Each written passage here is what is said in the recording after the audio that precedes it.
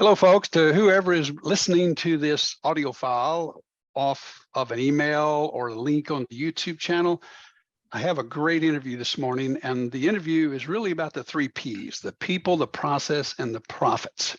Through all the years of working with shop owners, I realized that these 3 things are essential. So I have a guest with us today. His name is Lance Sunderlin. I'll let him introduce himself. So Lance, tell the people that are listening to this audio a little bit about yourself. Very good. Well, Gary, first off, thank you for having me to do this. I really appreciate it.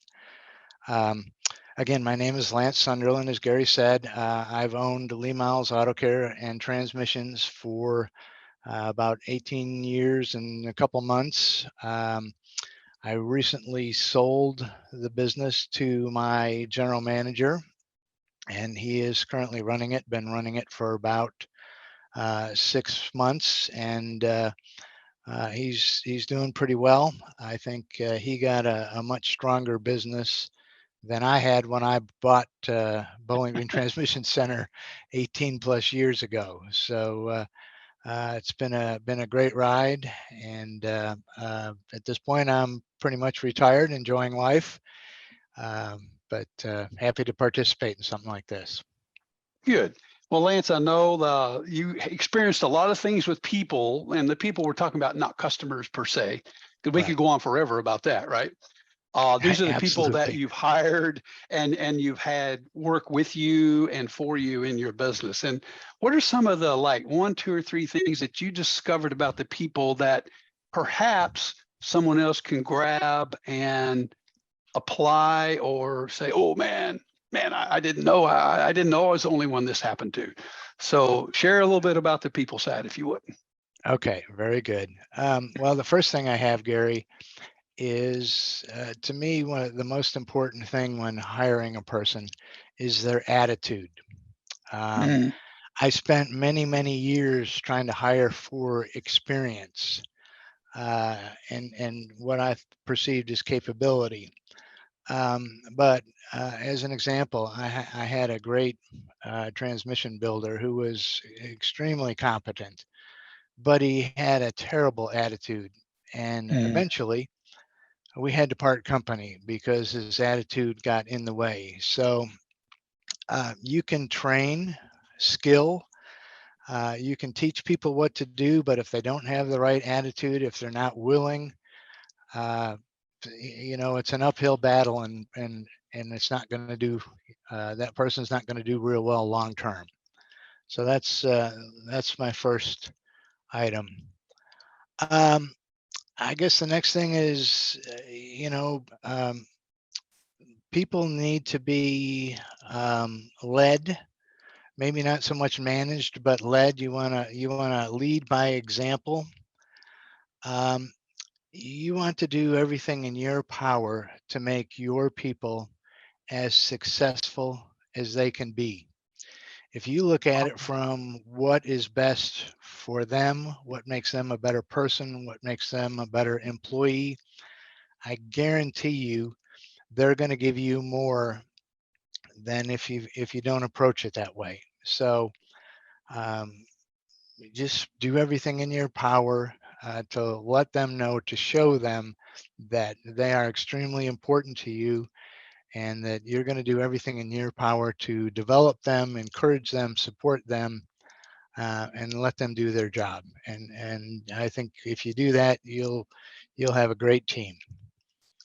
I guess the last thing I want to say on people, and I guess maybe this is slightly related to process, but I've found it best to pay for performance. Both, salaried people and hourly people. I kind of always had a hybrid system. I'll start with hourly people first. I had a hybrid system, I'd say, where people had a base pay. So they got paid for being there, and almost always we were busy, and very rarely did we send anybody home, but we paid them for 40 hours. And then they had a bonus structure where if they achieved so many hours of production in a week, it might have been 35, it might be 40 hours. then they would get extra money, and that extra could be 3, 4, 5, up to at least $10 an hour more if they performed better, if they got more work done. I'm prospering if they get me 40, 50 hours a week, and they do too. So, and the same thing with managers. Dangle a little carrot. Again, my manager Keith had a base salary, but he also could achieve a bonus by achieving certain sales, certain margins, and again, that's a win-win situation. If they help me prosper, then they share in that, and that motivates them pretty well. So that's my quick thoughts on people. There's so many things I could say, but those are kind of 3 things that stand out. Yeah, we could probably have this interview for 8 hours and not cover all the people side, even before we get to the process. So same thing on the Absolutely. process. Yeah, we know that all businesses run with processes. Now, whether they're written or unwritten, the business still runs on processes, right? Absolutely. So what did you experience and what did you learn along the pathway of those 18 years, Lance, that you would love to share with the people listening to this call? Well, you're absolutely right, Gary. You've got to run the business with processes, and the more you can document them, the more you can standardize them, teach them, train them, the better you're going to be. So I guess that's the first thing, is definitely manage the processes. It's so much easier to manage a process than people. And I'll give you an example of that. Let's just say that on every vehicle that comes in, you give your technician an inspection sheet so we can check over the vehicle and find out what's right with the vehicle, and then highlight some areas that could use improvement. Let's just say that sheet comes back from the technician and it's not filled out completely. It's very easy to go back to them and say, hey, I don't know what happened, but this isn't complete. Please finish it, and then hand it back in. So it's easy to talk about that sheet and that inspection process than it is to go up to somebody and say, well, what were you thinking? You didn't fill this out properly. You've got to, you can't do that. You got to make sure you do that. It's going to offend them. And it's just, so have a process, manage it. When it doesn't go right, talk about the process, what didn't get done and how it needs to be done. And it just makes it easier. Again, write everything down. Have standard operating procedures, and again, make sure you train, audit, reinforce the procedures, and things will just run much smoothly, much more smoothly. And I guess the last thing I want to say is, and I didn't always do this, but when I did, I usually had better results. And don't ask me why I didn't always do it, but start every single day with a meeting out on the floor with your technicians, and you need to have the same type of meeting up front with the people on the counter, but start the day with a short meeting out on the floor with a technician. You can review maybe performance from the previous day. You can let people know what needs to get done today. This is a good time to implement simple changes or corrections. People like to be communicated to, and that goes for car owners as well, and especially them. Keep them in the loop. Let them know what's going on. Let them know what's expected, and things will go better. And there's no better time to do it than the first thing in the morning. So you set the tone for the day, and people know what has to be done. I'd say that's probably it for processes, Gary. Again, there's many things I could talk about, but Yeah, we're We'll, trying to limit the number so we can kind of, you know, get some real meat and potatoes on the table on right, certain subjects. And right. everybody I'm going to interview, Lance, and everybody I have interviewed over the years has had a little different spin on each one of these, Sure, which is great because absolutely. everybody is individual and each. That's why they call us independent repair centers, right? We're Yep, we're independent thinkers. We're independent operators of a business. yep, So absolutely. that's what I want to gather from you is what Lance experienced through the year-end processes. So great, thanks for sharing that. The last P, and it's the one on profits. Everybody says, well, that ought to be first. Well, you got to have the right people, the right processes, right? That's why I've always looked Absolutely. at it, and that's kind of that the P is on the last side. So Yep. what did you learn? What did you discover that you are willing to share uh, in this last few minutes of this interview? Okay. Um, well, the first thing is set your pricing structure to make money.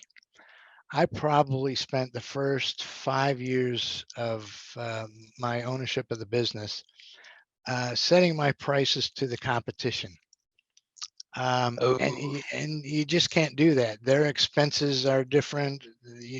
Their execution is different.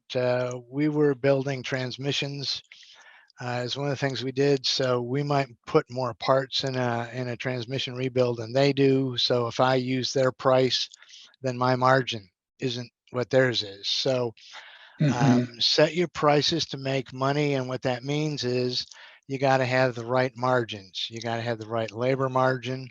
You got to have the right parts margin. And Mm-hmm. I spent too much time south of 50% on both of those, and really you should be in the 50s or low 60s on your labor and parts margins. If you do that, have reasonable cost, you're going to have excellent margins, and you're going to make pretty decent money. Oh, good. Um, know your true cost of doing business. Uh, the P&L, it lies to you. It doesn't tell you everything that costs you money. So you've got to know the true costs of doing business. You've got to build, for instance, working capital. You want to have so much working capital in a reserve, and so you got to factor that in. Hopefully, at the end of the day, you've made money and you're going to have to pay taxes. There's no place for taxes on the P&L per se. So again, set up a tax allowance. That's part of the true cost of doing business. And um, you're not going to find out till it's time to pay taxes. Oh, I got to pay somebody $10,000-$20,000. You got to allow for that each month and plan accordingly. So um, the P&L is great. It's a good tool to use, but it's not complete itself. Make Mm-hmm. sure you know what your true cost of doing business is. I certainly didn't cover all the items in the true cost of doing business, but make sure you know what your true cost of doing business is, and then make sure you manage it to the true cost of doing business.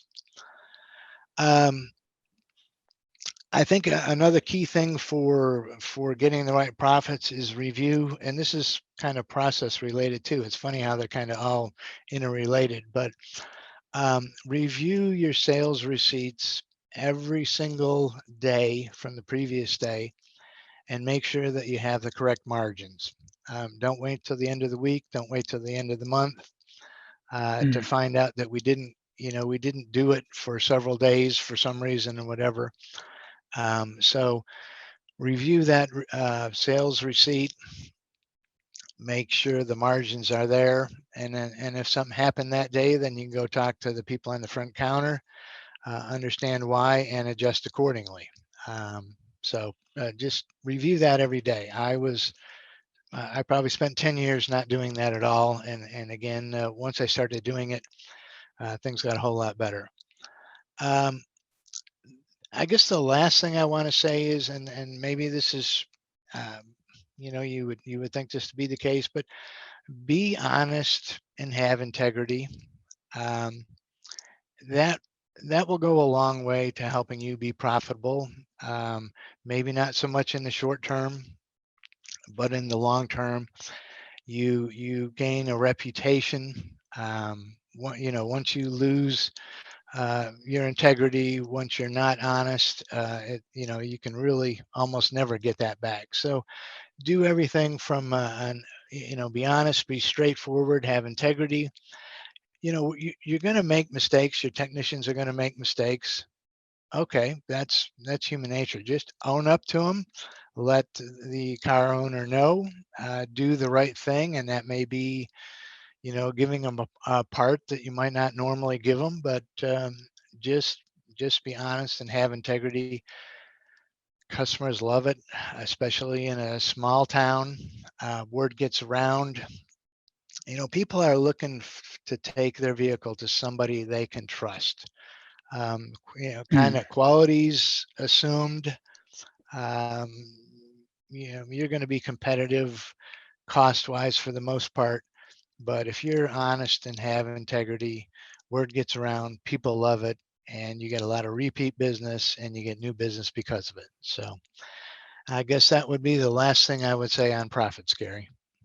Oh, Lance, thank you for sharing your wit and wisdom here on the 3 Ps, the people, the process, and the profits. And I want to thank you for your time. And I want to thank you for sharing your wisdom with us. And folks, this is a showcase, and we're showcasing Lance Sunderlin, automotive shop owner in Bowling Green, Kentucky. And he just gave you the wisdom of the 3 Ps. Thank you for being here and listening up.